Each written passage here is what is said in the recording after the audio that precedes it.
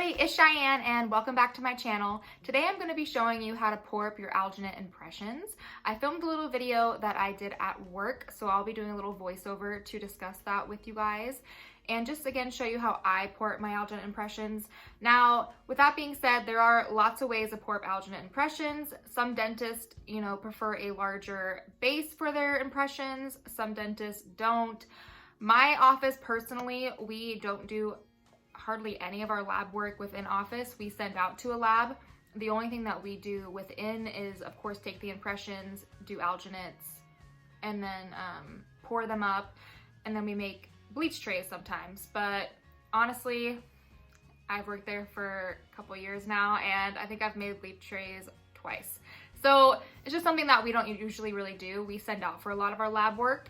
Now, if you work in an office like an ortho office that makes like ortho retainers or things like that, your base might be a little bit different because you might be doing a lot of trimming.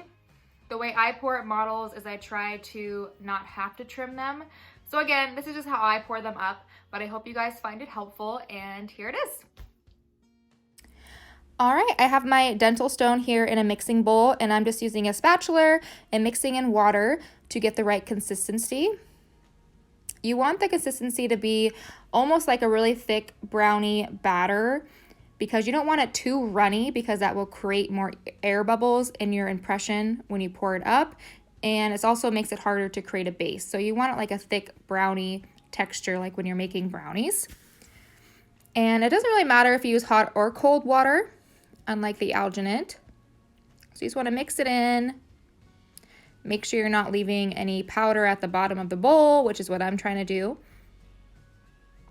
I'm trying to make sure there's no dry spots in there.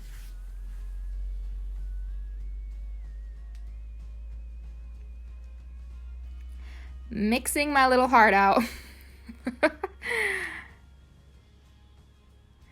And then, of course, after you take your alginate impressions, you want to make sure they're wrapped in a wet paper towel while you're mixing the stone or while you're waiting to pour them up. You don't want to leave alginate impressions just sitting out on a counter because they can dry up.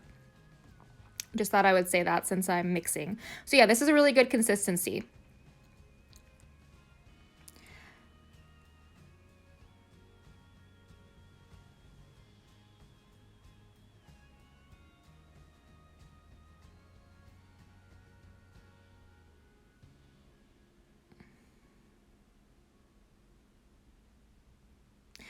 Okay, so now you're gonna wanna use an it's like a little air blower, just to remove all the moisture out of your alginate impressions, again, to help with the bubbles. You don't want any bubbles in your impressions, because if you get bubbles in there, then it can cause the teeth to break on the model, it can cause them to chip, so you wanna make sure you get all that moisture out of there. If you don't have an air gun, you can use paper towel or you can shake the impression. Just be careful that you have cleaned the impression so you're not contaminating things. Okay, so this is where you start to add the dental stone to the impression. So you want to add a little bit at a time, and of course it's on the little shaker to help shake the stone into the teeth. And this also helps get rid of all the air bubbles. So just add a little bit at a time. I always dab my spatula into the teeth just to help break up those air bubbles and to help get the stone into, the teeth marks. So I'm just kind of dabbing around there. You can see some air bubbles popping up, so you want to pop those with your spatula just to get the dental stone in there.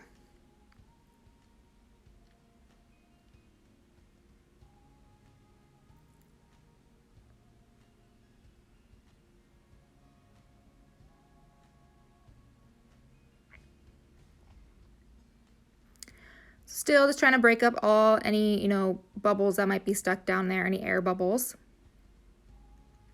because you don't want any cracks or chips on your teeth. And that's all you really have to do on the shaker.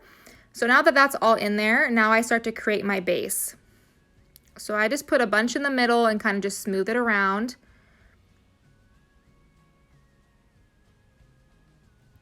Kind of dabbing it on there again, smoothing it around. And then I start to use my spatula to take off the excess around the sides of it, because you don't want a bunch of stone hanging off the side of your model, because that's going to make it harder to get that off. because you have to take out the model out of the impression.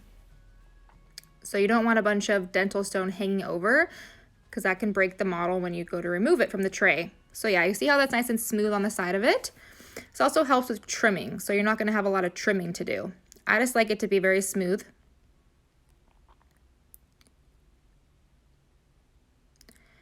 In my office, we don't do a large base, but some offices you do, you know, if your dentist prefers a larger base, you can do that. Okay, so we're moving on to the lowers. The lower is the same type of thing. You want to make sure you're using your spatula to break up any air bubbles, putting the dental stone in there.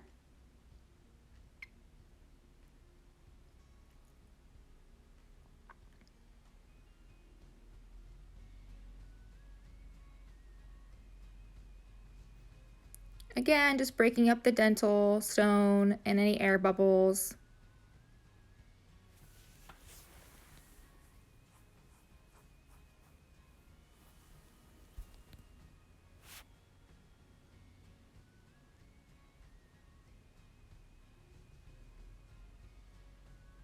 I always take my time with this part because you really want to try to avoid the air bubbles, so I try to dab in there as much as I can.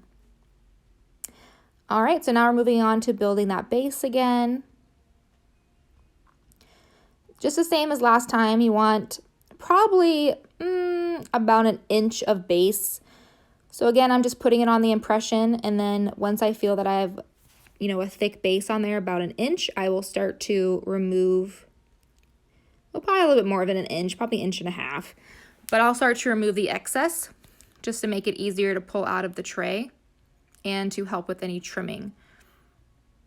Because if you leave a lot of material around the edge of the trays, it's going to be hard to take out of the tray, and then you might have to do some trimming. So I just tried to avoid that.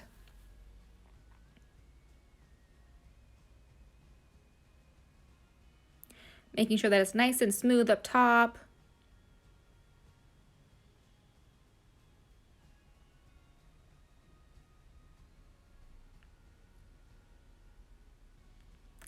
Just going to show you here the sides.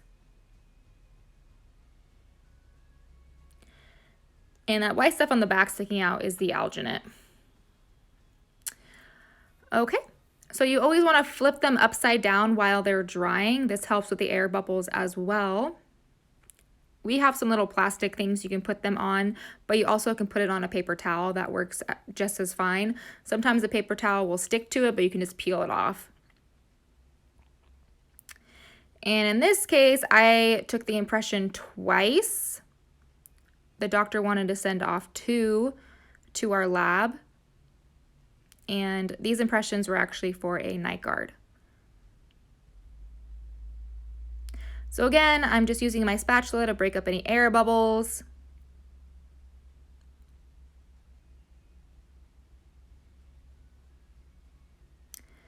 This honestly is the most important thing when pouring up models. You really want to make sure you don't have air bubbles in there.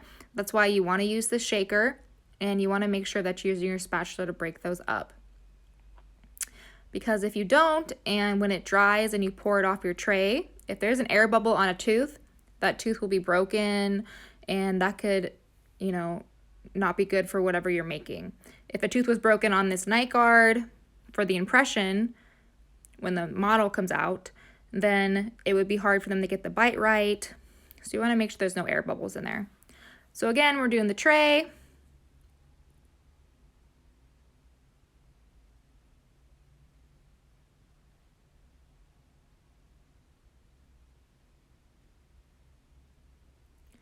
Just putting a bunch on there.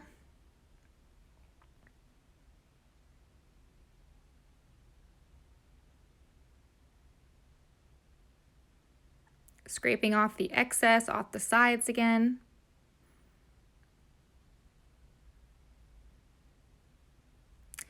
And if your clay ever starts to get dry, you can always wet your spatula too, and just wet it a little bit, and then it will make the top of it, you know, make it more smooth if it's running dry when you're trying to clean off the excess. So yep, nice and clean, not gonna need a lot of trimming. And we're gonna put this one on a paper towel. Our dental stone takes about 30 minutes to 45 minutes to dry, and you'll know that it's dry when you touch the dental stone and it's warm, and that means you can take it apart from the tray. All right, guys, well, that's how I pour up alginate impressions. I hope you guys found this video helpful, and please leave some comments down below of any suggestions that you might have for other people pouring up impressions or things that you have found to make it easier. All right, well, you guys have a great day, and thanks for watching. Bye, guys.